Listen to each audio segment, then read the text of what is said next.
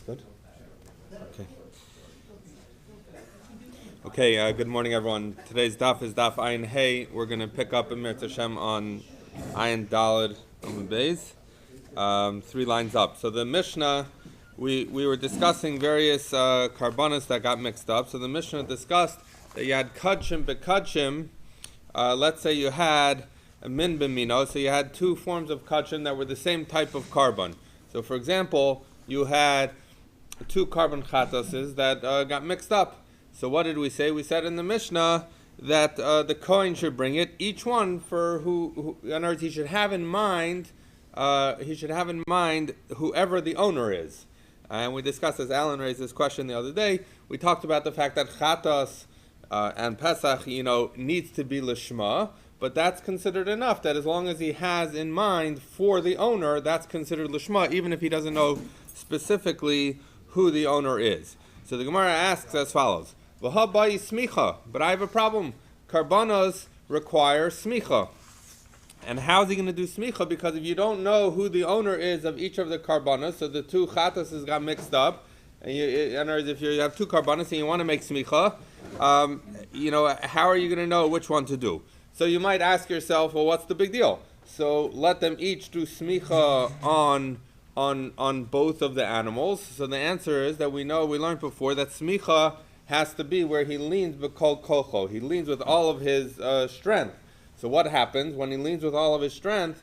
The animal is holding him up. So if this is his carbon, that's the halacha. You do smicha. But if it's not his carbon, so you have a problem, because then you're being mishtamish b'kachim. Because in other words, you're using the animal to hold you up. And it's not a case of smicha because it's not your animal. So therefore it's a problem to just just do that. Now, what a lot of the Mefarshim discuss is the question of, well, we learned previously in the Masechta that smicha is not ma'akiv, so who cares? In other words, smicha is not, in other words, it's something you're supposed to do, but if you don't do it, it's not a big deal. So what's the Gemara's problem? So you just don't do it. So different terutzim. Some understand that the concept of kol haroi lebila ein bila ma'akev, that the idea is that sometimes when something is not ma'akev, it's not ma'akev if you're able to do it, but you choose not to do it, or you don't do it. But in other words, whereas if you're not able to do it at all, that could be an ikuv, that could be a problem. So therefore, that's one answer, is that maybe the fact that since you can't do it because you don't know whose it is, so it's not comparable to the case where you could have done it but just didn't. Others understand, as we're going to see later in the Gemara, Mirz Hashem on Amud Beis, a similar concept. The idea is that maybe it's better to just let these animals graze until they get a balmum, then you'll be poda them, and you'll buy another animal, and you'll do it the right way. So at least maybe that would be better. So that's another explanation. Okay, so the Gemara asks, "You need smicha. What are you going to do here?" So I'm Rav Yosef. Rav Yosef says, "B'karban nashim." That what we're talking about is, you're right, it's a problem. That really they're supposed to do smicha. So rather, we're going to say that which kind of chatases are we talking about that got mixed up? These are chatases that were brought by women. What's the significance if they're brought by women? Women don't have the halacha of smicha, and they don't have to do smicha, so it's not a problem. And therefore, the Kohen can bring the carbon in mind that it's for these 2 women, even if he doesn't know which one is which. So the Gemara asks, what are you telling me? I will be carbon anashim lo. You're going to tell me, Rashi says, betmiya, it's a question. You're going to tell me that carbonas that belong to men, that you don't do smicha, that you don't do smicha on, in other words, if you're saying that only when it's the women's carbonas, does it get offered even if it's mixed up, but if it's the men's carbonas, you wouldn't offer it when it's mixed up because you're worried about smicha? If so, Eisvei Abaya, we're top of Ayin Hey. Abaya asks as follows from a brisa. We say, and we're going to quote a brisa, and then we'll read it the way it's written, and the Gemara is then going to analyze the brisa to understand it, and through that answer the question. Okay, Eisvei Abaya asks as follows: Carbon yachid shenis arev be'carbon yachid. You had a carbon yachid, a carbon that belonged to an individual person that got mixed with a different individuals. And Rashi says, Kigon Sa'ir Nasi b'Sa'ir Regalim, that you have the Sa'ir of a Nasi oh, I'm sorry, that's coming up for later. So you just had you had two, let's say two chatases that got mixed up, or two olas, whatever it is, or the carbon sibor shenis. I'm sorry, yachid shenis, carbon yachid shenis arev carbon yachid, the carbon sibor shenis arev carbon sibor, or you have two kinds of carbon sibor that got mixed up with each other, or carbon yachid the carbon sibor shenis arev zeh b'zeh. There you have the carbon yachid got mixed up with the carbon sibor. That's the one Rashi starts to say that, for example, you have the sa'ir of the nasi of the king that got mixed up with the sa'ir of the regalim. Mefarshim discuss how could you have on Yom Tiv, when you have the sa'ir regalim, you don't have individual karbanos, o ola ba'ola, or you had a communal a tzibur ola, and you had an individual ola. Same question, but in any event, they got mixed up in some fashion. So the Gemara says, Nosen dalad matanos mikol echad ve'echad. He says, so now we're going to address the case. Let's say the way most of Farshim understand this particular phrase is going specifically if it is a chata. So what should you do? Let's say these were two chatos that got mixed, two chatas carbons that got mixed up. So you should take from each of the carbonos, you should go do the proper dam application on the four kronos, on the four horns of the mizbeach.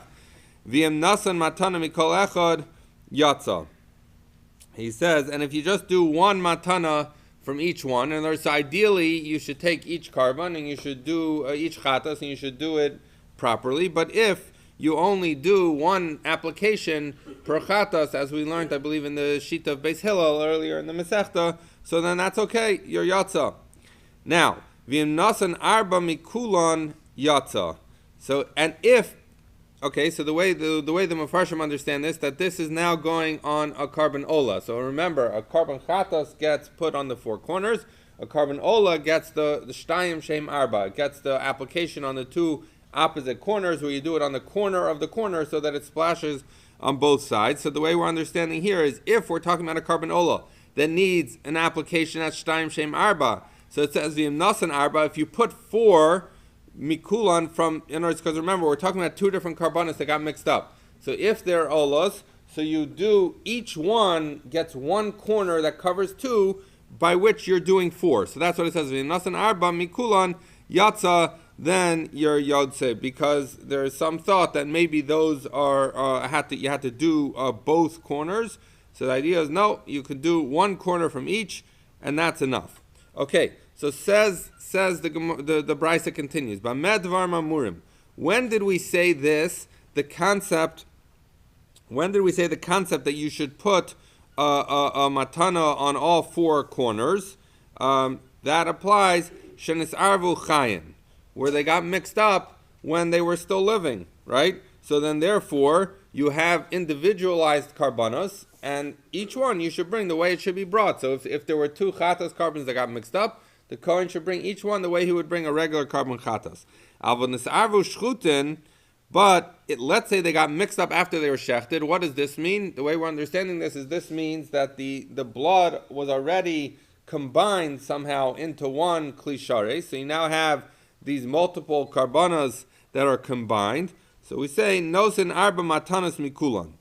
That you so it says that you should put collectively, with this blood that's collected, as Rashi points out, this would be according to the opinion yesh bila. Second time we're referencing bila today, but bila is the concept of mixing. So the idea is that when two things are put together, you can assume that they've become fully mixed.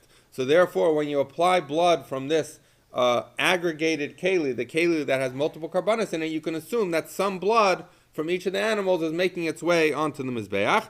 So he's saying nosin arba matanas mikulan, that from this collective blood cup, you put the four matanas because it's a carbon chatas, and you don't have to do, and let's say it was two carbonas, you don't have to do two applications on each corner, you do one, because each application has blood from both. And similarly, just like by a regular chatas, if you put only one keren, one corner, and you do it with this combined blood, it's good just like you would do it if you did one corner of a regular carbon chatas. Okay. To which Rebbe says, Roen esamatana im yeshba kedei lezeh kedei lezeh ksheira v'im la psula. Rebbe says as follows, and the Gemara is going to address this later, what it means. It says, you have to look at the matana, the blood that was put on the mizbeach. If there is enough for this one and enough for that one, meaning you had two karbanas, and you used enough blood in the application that's good enough for two karbanas, then it's a kosher application. V'imla psula, and if not, it's pasul. In other words, basically, Rebbe is saying that there is some minimum shear, there's some minimum amount of blood that needs to be applied on the mizbeach. Okay, so that's the brisa. So, and remember, we're coming to address this question of whether, when you have mixed up karbanas that belong to men, whether you can bring them or not. Maybe you don't because of smicha, which seemed to be the opinion of Yosef. He says it's only where you don't have smicha, like carbon nashim. So now the Gemara's question goes as follows: Katani yachid dumya de tzibor. So he says we're learning that the yachid, remember this brisa started off with three cases: a yachid carbon that got mixed up with a yachid carbon, a tzibor carbon that got mixed up with a tzibor carbon, or a yachid carbon that got mixed up with a tzibor carbon. Right? So the Gemara is assuming that there's a parallel in the types of cases that we're talking about in each of the three here. So we're saying as follows, that the presumably the karbanos yachid that we're talking about are similar to the karbanos of the tzibor. So ma tzibor gavri, af yachid gavri. So just like the tzibor is, the karbanos of the tzibor are men, so too when we're talking about the karbanos yachid, we're talking about karbanos that come from men. I'll get back to saying something in a moment, but let's just finish the thought. Okay. So the Gemara is saying that you see that the carbon yachid, that we're talking about is a carbon that's brought by men. And what do you see? That the brisa goes on to explain to you how you make these offerings of these multiple karbanos. So you have a case where you have karbanos that belong to men, yachid that got mixed up with a yachid. Rashi points out that we're not talking about. He says you can't ask from the karbanos tzibor, because he says the only karbanos tzibor that have smicha are the chatas panimius, and we're not talking about chatas panimius in this brisa because the brisa says one blood application is enough. So that's only a halacha by chatas is on the outer mizbeach. So Rashi says not a kasha from the tzibor karbanos because there's no smicha, but from the yachid karbanos there is smicha, and we've been able to establish that this is the carbon of a man. So interesting question as to exactly what does this mean that the carbon tzibor belongs to men. So some understand that it's that the machatzis hashakel, which was used to buy the karbanos, was contributed by every man. So therefore, karbanos tzibor come from the men.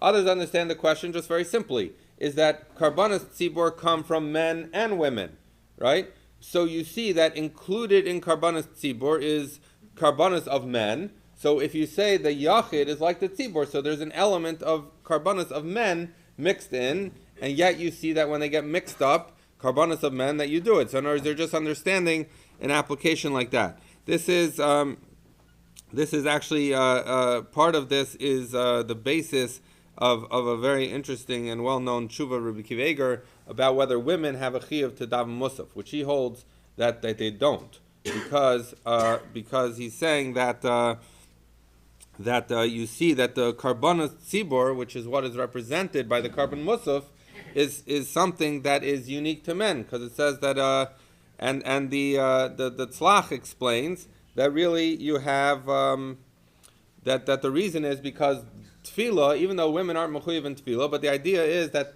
since they're boy rachameh, that when you daven you're asking for your needs, so women should also do it.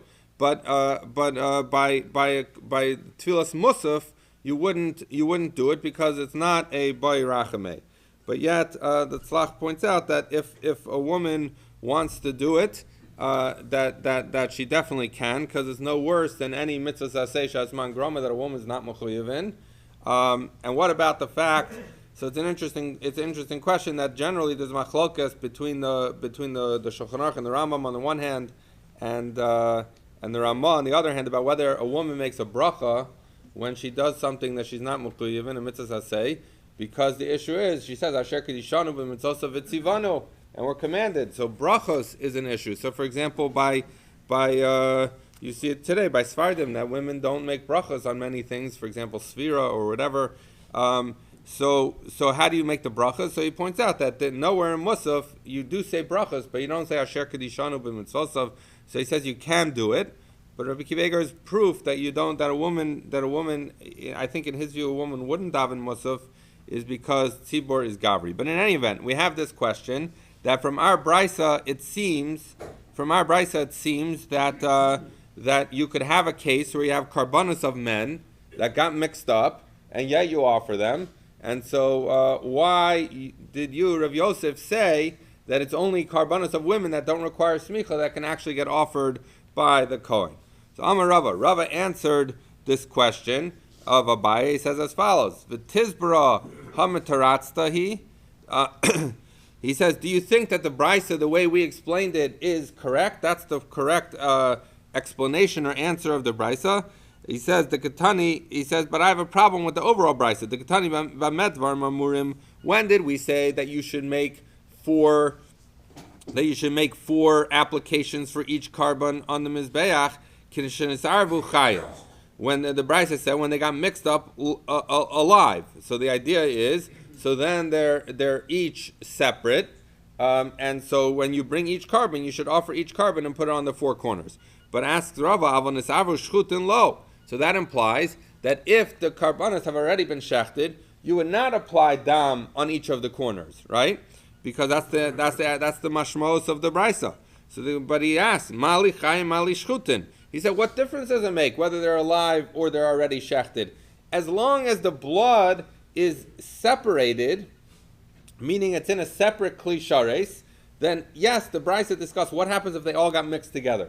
But if they didn't get mixed together, then why shouldn't you do the application from each of the kli shares? If each one represents a different carbon chatas, so do the four applications from each of the bowls, each of the kli shares. It doesn't make sense. Why should you say, if you're understanding that when it says that they were mixed when they were chayin means when they were alive, so therefore it's telling you that when they're dead, you would not do the application for each carbon separately. He says, why? So he says, Ella hachikama. Rather, how do you have to understand the brisa? But medvar mamurim, when did we say that you should do a separate application for each of the carbon chatases, which would entail putting blood on all four corners for each of the chatases? When did we say this? Shenisarvu shchutin ke'ein chayin bekosos. He says that when they got, we're talking about already shechted karbanos that are in separate klei shares. So therefore, the brisa is not talking about live animals at all. What's it talking about? It's talking about shechted animals. But when it says kishein chayin, that when do you apply separately for each carbon is when they're alive, it doesn't mean literally alive. It means similarly to when they're alive, i.e. that they're separated and you know which is which. So when they're dead, in that fashion, when you have them in separate kosos and separate cups and separate klei shares, then you should apply it, each one to there. Avol, and what's the converse of that? That's no, avol bevolel, but where they're already mixed up, that's what we talked about, they somehow got all into the same klei shares, then nosin dalad matanas lekulon. That then you do one application of the four corners for all of those carbonates that are mixed in the blood, the nasin matana achas lekulon yatsa, and that's where we say that if they've already all been mixed together, then you do the four, and if you do just one, you're yotzed like that also. Okay, so how does that answer the question? Because what was the question of the brisa? The question of the brisa was, you see that you have animals, carbon chatases that got mixed up, that belong to men, and yet the brisa tells you that they get offered. So according to Rav Yosef, you don't offer carbonas of men because you have a problem with smicha. Answers Rava, that's not a problem, because once you analyze the brisa, you understand that the brisa is not really talking about live animals. It's talking about dead animals, and it's just distinguishing between whether they're in individual klei shares, in which case you should apply each one on the four corners, or they got combined into one.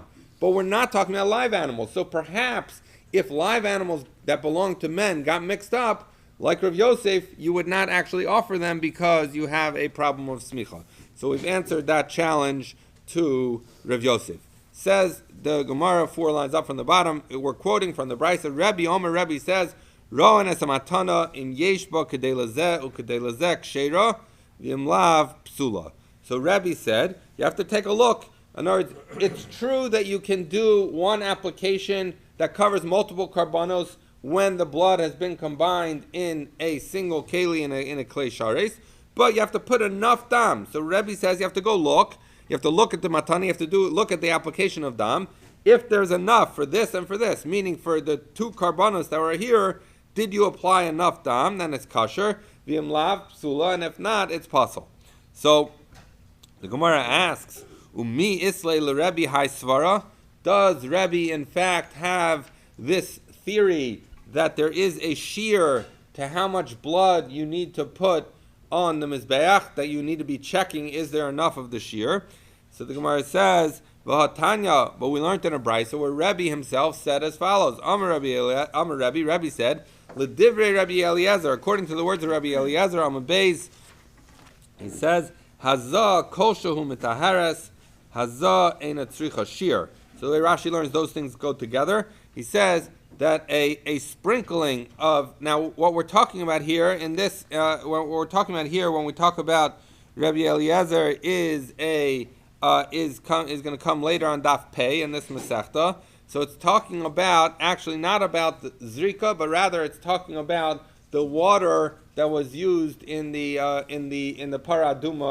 paraduma service. So not the paraduma, but the sprinkling you used to do with the paraduma ash. So we know that when someone was tamei meis, in order on the third and the seventh day, they would have to get sprinkled with water that had been mixed, and it was spring water that had been mixed with the ashes of the paraduma. Right. So the question here is, what happens if some other water gets poured into the paraduma water? Does it disqualify? And basically, Rabbi Eliezer says, Hazah kol shehu mitahares, hazah eina tzricha shear. He says that it's okay, it's not a problem. Why? Because even the littlest bit of water is mitaher, and there's no shear. So it's kind of repeating the point. So Rashi points out, so what does that prove to us? He says as follows. He says that once you know there's no shear, once you know that when it gets mixed, you can sprinkle it, you have to know that there is no particular shear. Because even if you hold that there's bila, that there's mixture, right? At the end of the day, if there's a shear, how do you know that you had the adequate shear? Maybe 3/4 of the shear you used was from the new stuff and not the old stuff, and you didn't have enough of the shear. So it must be that if any little bit of water is enough, so then there's no shear, because if there was a shear, you would have to make sure you had enough of a shear from the original water. So therefore, continues, Hazah mechza kasher mechza pasol, that you could do hazah, you could do sprinkling where some of the water is kasher and some of it is pasol. So therefore, what's the question? The question is, the Gemara's assumption is that if there's a rule for sprinkling of paraduma water that there's no shear, and remember this is Rebbe who's saying this, l'divrei Rabbi Eliezer. So if there's no shear by sprinkling water, presumably there's no shear by zrika either, by blood. And therefore you see that Rebbe holds there is no shear for blood application. So it says the Gemara, two answers. The first answer is, l'dvar of the Rabbi Eliezer Kamer. You're asking me, Rebbe told us that there's a shear, because he said you need to make sure is there enough for both. We ask that Rebbe in the Brisa explains there's no shear. So we say, if you look, Rebbe was saying l'divrei Rabbi Eliezer. So Rebbe was not saying his own opinion. His own opinion is that there is a shear. He was simply explaining that what you learned from Rabbi Eliezer, you'll see in Mitzvah when we get to Daf Pei, was saying that you have to have two applications of the water. We'll see there why. But the point is, Rebbe was extrapolating from Rabbi Eliezer's words that according to Rabbi Eliezer, there's no shear. But Rebbe is saying that's not necessarily my own opinion. Alternatively, you could say even if it was Rebbe's opinion that Rebbe agreed with Rabbi Eliezer by on Daf Pei, and that in fact there is no shear. He says Hazal lachud and Nesina lachud. This whole question was premised on the basis that if there's no shear by sprinkling paraduma water, then there's going to be no shear by sprinkling blood. And maybe those aren't parallel. Maybe the halacha is that there's no shear by paraduma water, but there is a shear by dam, and that's why Rebbe said that you have to check you have to check the shear. What would that shear be? So I believe Rashi and other Mefarshim say that it is enough that it should be noticeable. So if you're putting it on the Dalet Kronos, it should be noticeable. If you're putting it on the Shtayim Shehem Arba, you're putting it on the corner and it spreads to the sides, you have to be able to see it clearly on both sides. That would be the shear. Okay, so fourth line from the top. We said in the Mishnah, Nisarvu b'vchar u'maiser. So if you remember, in our Mishnah, we were talking about different things that got mixed up, and what could you do with them? So Bechar and Meiser posed a very interesting problem. What was the problem? So let's say you had an Ola that got mixed up with a Bechar or a Meiser. Now let's remind ourselves, a Bechar is a kosher animal, firstborn, goes to the Kohen brings it as a carbon and then eats it. If it becomes a Balmum, he can just eat it plain without bringing it as a carbon. Meiser is Meiser Behema, the 10th animal. The owner has to take it to Yerushalayim and eat it there. Okay, so what's unique about Bechar and Meiser? As we discussed when we learned the Mishnah, there's no instance in which you can redeem a Bechar or Meiser. And so in our Mishnah, a lot of the solutions to what we were talking about was you redeem this one, you redeem that one, you put the maximum amount of money. The problem is a Bechar and Meiser you can't redeem. So what do you do? So rather, the way the Mishnah explained what you do is that you take, so let's say you had an Ola got mixed up with a Bechar. So what happens is that you wait until the animals get mum, and then what you do is you take money and you say that you take money of whichever is the more valuable animal. So we used the example when we learned the Mishnah, $1,000 and $2,000. So you have to take $2,000, even though you don't know, maybe the $2,000 animal is the one that was the Bechar, and that's not the one you're redeeming now, but you don't know, so you have to take $2,000, and you basically say, whichever animal is the Ola, who's now gotten a mum, should be redeemed on these $2,000. So then what are you left with? You're left with a decommissioned Ola, which has a din of chulin, and you're left with a Bechar or a Meiser, which has its own unique halachos, but it can be eaten by the Kohen, right? So therefore now, what does the Kohen do? He eats the Bechar, and he eats this chulin animal, but treated with the strictures of Bechar, because you don't know which one was the Bechar.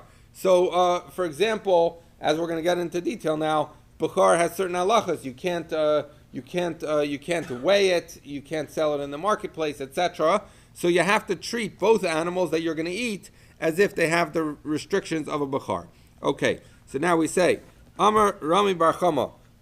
So that was just a reminder of what the Mishnah discussed. We're going to go through some questions about Bechar, and it's going to become relevant. Our Mishnah will become relevant shortly. Amar Rami Bar Chama. Rami Bar Chama says, Bechar leBeis Shammai ein machilin lenidos.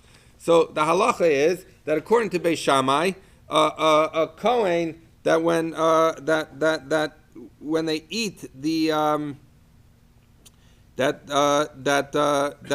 when a Bechar gets a mum, Rashi says even bezman hazeh that you don't in other words, there are certain, according to Beis Shammai, there are certain conditions under which the Kohen can eat it with tumah, but not if it's the type of tumah of nida, of a woman who's a nida, so a woman who's a nida can't eat this. Beis Hillel has a different view that you can eat it, even a non-Kohen can eat it. But in any event, according to Beis Shammai, the halacha is that if you have a Bechar, you cannot feed it to a Bechar Balmum, you can't feed it to a Nida, to Murasu Mahu.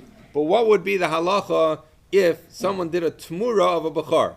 So a Tmura of a Bechar would be, if someone has a Bechar, and they say, I'm going to substitute this one, so we know who Tmuraso Yia Kodesh. Interesting machlokas and Rishonim about exactly who does the Tmura go to, but in any event, the question is the Tmura subject to the same restrictions as the original Bechar? Continues the questions. Bechar eina nifta. Now this has nothing to do with machlokas Beis Shammai Beis Hillel anymore. Everyone, the pasuk tells you that a Bechar, you cannot be poda, you cannot redeem a Bechar, but Tmurasu Mahu. What happens if someone did a Tmura action with their Bechar, and now hu Tmurasu Yia Kodesh? Can you be poda that Tmura animal? Similarly, Bechar in a nishko belitra. So a bechor cannot be weighed with a litra. A litra was a form of weight that they used to use, because how did they weigh the meat? They had a balance scale. You'd put a 1 pound thing on it, and then you'd put meat, and you would know that's a pound of meat, right? So you don't. Now, this is an interesting machlokus. Rashi Tosas and Rishonim generally, they discuss a lot as to whether this is deraisa or derabanan. According to Rashi, which is how we'll learn today, this is a derabanan dika halacha, that you don't weigh it. So the question is, fine, everyone agrees you don't weigh a bechor with a litra, tumuraso mahu. But what happens if you did a tumura of a bechor? Can you weigh that using the litra? Amar Rava. Rava answers the question. Tanya, we learned in a brisa, bechor u'maiser mishahumamu, that if you have a bechor and maiser, once they get a mum, osin tumura, they still make a tumura. So why would you think they not make a tumura? Because as we know that, like, let's say bechor, that the bechor, once it gets a mum, it's not even brought as a carbon anymore. So you might think that it doesn't have the kedusha enough to create tumura, but it does, because it's still subject to some restrictions min Torah. So therefore, it's enough. If you try doing a tumura of a bechor even after it became a bal mum, it in fact is tumura. And the brisa continues, u'tumurasan kiyotze behen. And the tumura has the same halacha like the bechor itself. So we answered all of our questions. We were asking, according to Beis Shammai, that it can only be fed to someone who's not a nida. Can you weigh it? Can you be podet? The answer is, for tumura is the same halacha like a regular one, and therefore it would be no different than a regular bechor. Okay, so that hasn't yet implicated our Mishnah, but comes by Rami Bar Chama. Rami Bar Chama asks another question. Hitfis bechor lebedek habayis, that if this is talking about a kohen who has a bechor that he had, and he chooses. He uses a lashon. The Mefarshim explain hitfis is it grabbed on kedusha. It doesn't say he's makdish. Why? Because it's already kadosh at some level. But what he does is the kohen basically gives it over lebedek habayis. He says this is for hektish. He was allowed to eat this bechor, and he chooses instead to give it to bedek habayis, to the Beis Hamikdash. Ma'u sheyishko belitra. So what's the halacha of whether you could weigh it with a weight? As we said before, you don't do it. Why? Because it's a bizayon. Now, as explains Rashi, all other karbanos you do weigh with a litra. Why? But by bechor you don't. So what's the distinction? Why by a regular carbon you could do it, but when it's sold, balmum, but by a bechor you can't do it? The answer is because a bechor, who gets the, in other words, when you have a ola and it gets a mum and you sell it, right? So if you sell it for maximum, let me take a step back. If you're not going to use a litra, if you're not going to sell meat by weight, right? So what's going to happen? The price is going to go down because someone's going to say, I want it to look like big enough that with my eye I could recognize that that's more than a pound, because otherwise maybe you're giving me too little because we can't weigh it. So therefore, you get less money for something that you can't weigh with a litra. So by regular karbanos where you can weigh it with a litra, why do you do that? Because let's say you had an ola and it got a mum, and now you want to sell it, right? So you want to maximize the proceeds, because what's going to happen? Those proceeds are going to get plowed back into an ola. So you want to maximize hektish, or something that belongs to hektish generally. You can do that. But bechor, who gets the benefit of a bechor? The kohen. So why would we choose to have this bizayon of the bechor meat, of the bechor animal, to weigh it with a litra if the only person who's going to benefit is the kohen? So that's the regular halacha. Regular karbanos you can weigh with a litra, of bechor you can't. So the Gemara's question, Rami Bar Chama's question here is the following: when this kohen went ahead and dedicated his bechor to hektish, does it now assume the status of hektish and therefore it can be weighed with a litra, or do you say it doesn't? So that's the Rami Bar Chama's question. So he says as follows: Boy Rami Bar Chama, hitvis bechor lebedek habayis. If the kohen gave this bechor to bedek habayis, marshi yishko belitra, can he weigh with a litra? Do we say ravcha the hektish adif, that the profit for hektish is better, and therefore you should weigh it with a litra? Odilma zilusa the bechar adif. Or maybe you're going to say that no, it causes a bezayon to the bechar, and that's more important. Now, you might ask me, well, we got over that bezayon for all other karbanos. So Rashi seems to bavarn this, to think about this, and would say that because here we're only talking about bedek habayis, as distinct from other karbanos which get plowed back into an ola or a chatas, something that has something that has kedushas aguf. Here it's just bedek habayis. So that's the question: can you weigh it with a litra because it now belongs to hektish, or do we say it still has a din like a regular bechar? Rav Yossi bar Zvida said Tashma, coming here from our Mishnah.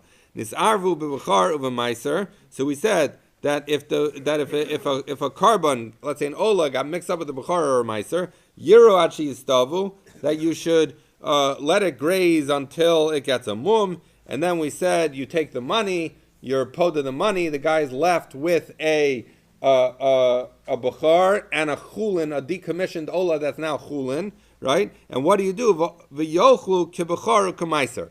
And you have to treat it according to the stringencies of a bechar or a meiser. Why? Because even though it's now chulin, you don't know which one is chulin and which one is bechar. So you have to treat both of them like bechar. So what do you see from our Mishnah? Lav lememra deina nishko belitra. So you see that it is not weighed with a litra. So how does this apply? Because what happened when we took the $2,000 and we said we're being poda the animal on this $2,000,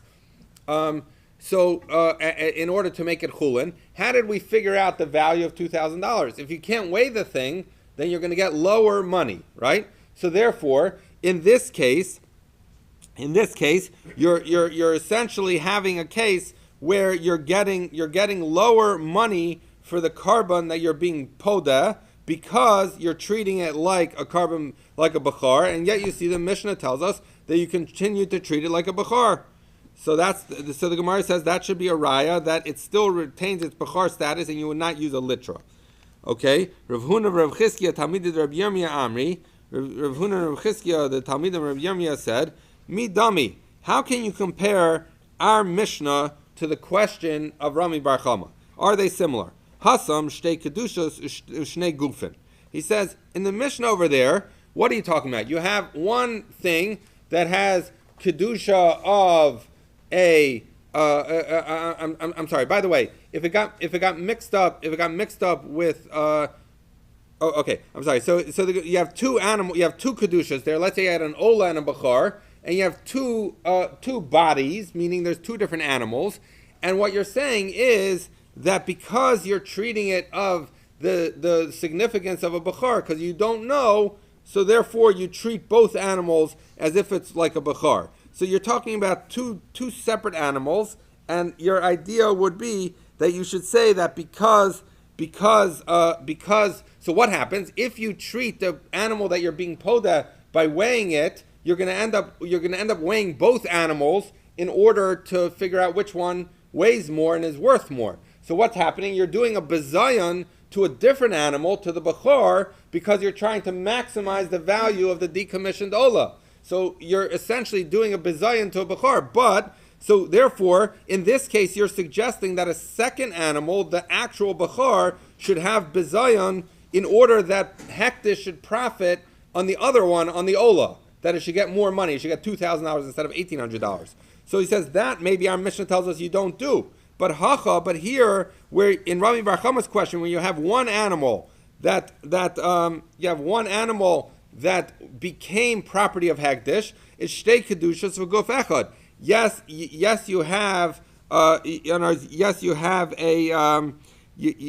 bechar, but then it became bedek habayis, but it's all in one guf. So therefore, because the bedek habayis kedusha is in the same animal as the bechar, maybe in order to maximize profits for hektish, you would in fact weigh it, whereas in the other case, where you're causing the bechar to get weighed to benefit the other animal, you wouldn't do. So therefore, there's no raya from our Mishnah. So now, Maskav Rav Yossi Bar Avin. Rav Yossi Bar Avin is like saying, I don't even understand what you're talking about.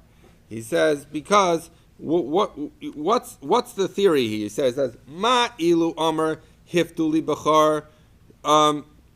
So she'tfisu lebedek habayis klum shomen lo. He says, let's say you would take a bachar and you would. So he says, and you would take a bachar and you would give it to bedek habayis, and you would say, be poded. Let's be poded in order to maximize value for hektish. Would you listen to him? Of course not, right? So he says, so therefore, what's your havamina that just because it's bedek habayis, and just like you wouldn't be poda a bachar just because it's profiting hektish, what's your havamina that because it's profiting hektish, you're going to do something that is against the rules of bachar? So the Gemara says, Hiftu, you're telling me that you should be podet, Rachmana Omer lo sifta. He says, you're right. If someone said, I'm giving this bachar to hektish and we should be podet, you're going to say no. Why? Because the Torah tells you you can't be podet bachar. But I'm asking you a different question, and this is where Rashi comes into play. Rashi says this whole thing is a derabanan of not weighing with the litra. That's not similar. So he wasn't impressed with this Rabbi Yossi Bar Oven's maskefla. Okay, so we're left with our question. Our Mishnah is non-determinative because it's two bodies and two kedushos versus two kedushos and one body, and the maskefla doesn't stand. So we're left with Rami Bar Chama's question as to whether the halachas are relaxed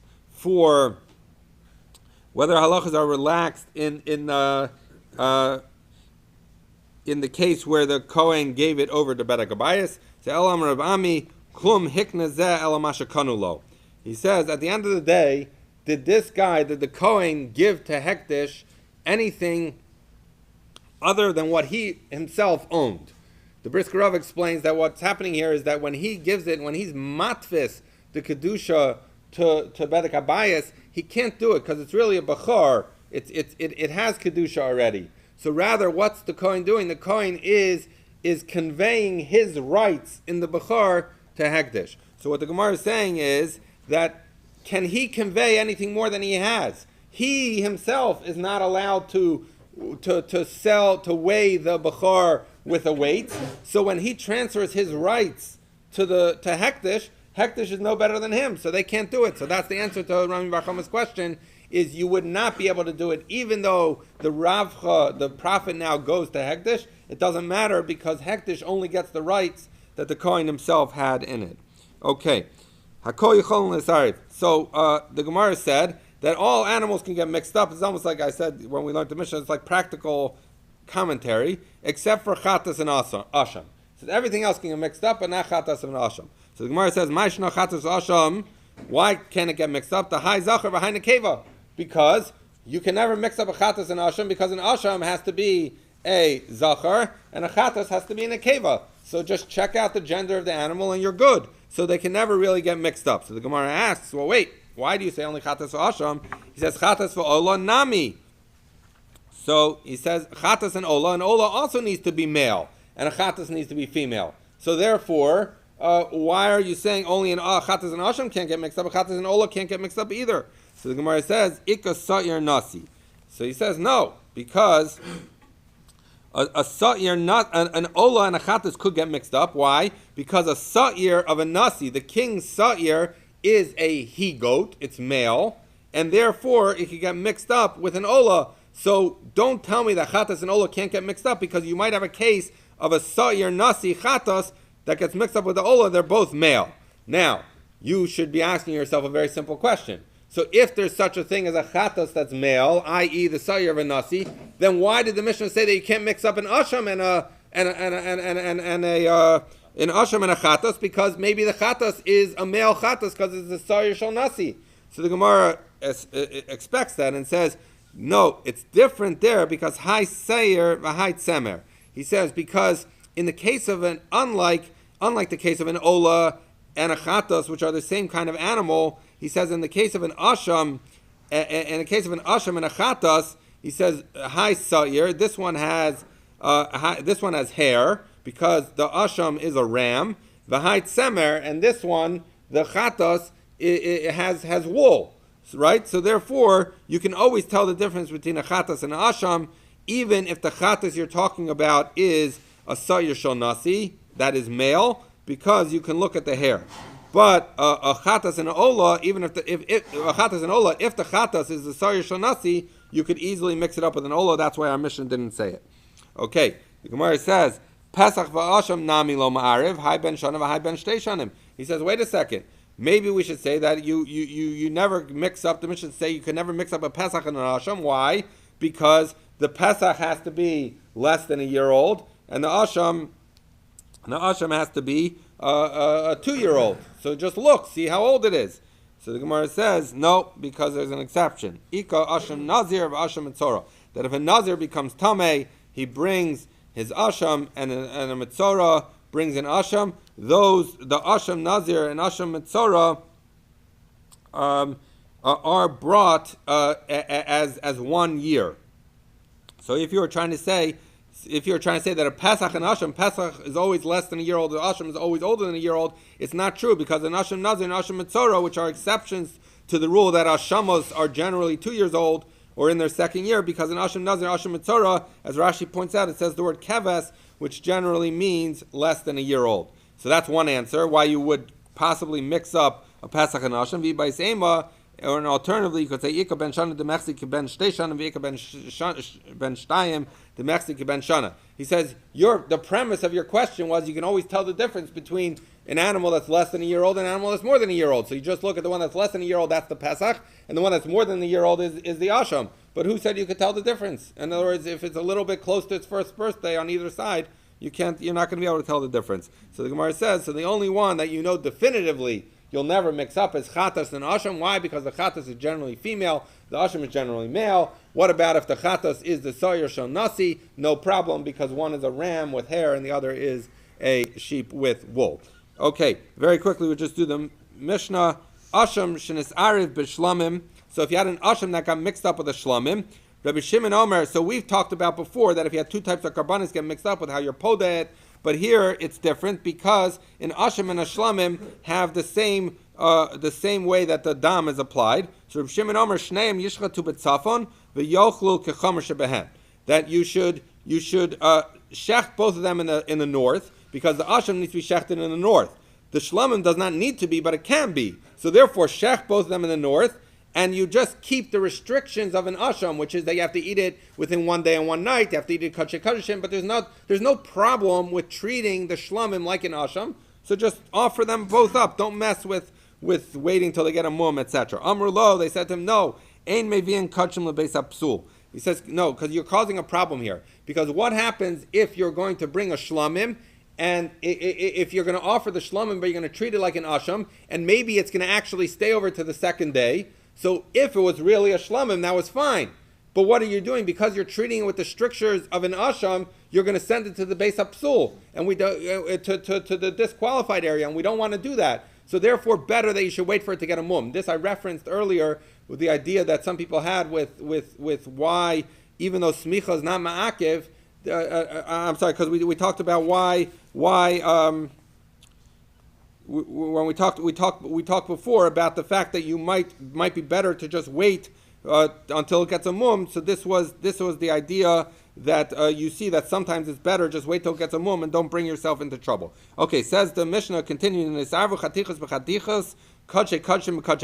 say you have cut up meat that got mixed up with kachei kadeshim or kachim kalim, or hanachal liyamechel benachal l'shnei yamim, where you had kachim kalim, one that gets eaten for 1 day. What's that? That's the toda, versus, let's say, other karbanos of kachim kalim that are eaten for 2 days and 1 night. Yochlu kechomer shebehen. In that case, even the Rabbanan would agree that you should eat according to the more chomer, and you should treat it like the more chomer, because you don't have the option. Once it's already meat, you don't have the option of yiru achi stavu, of letting it graze until it gets a mum, and to be able to take care of it that way. So if we're left with no choice, then you take both chatichos and you treat both of them with the strictures of the more strict one.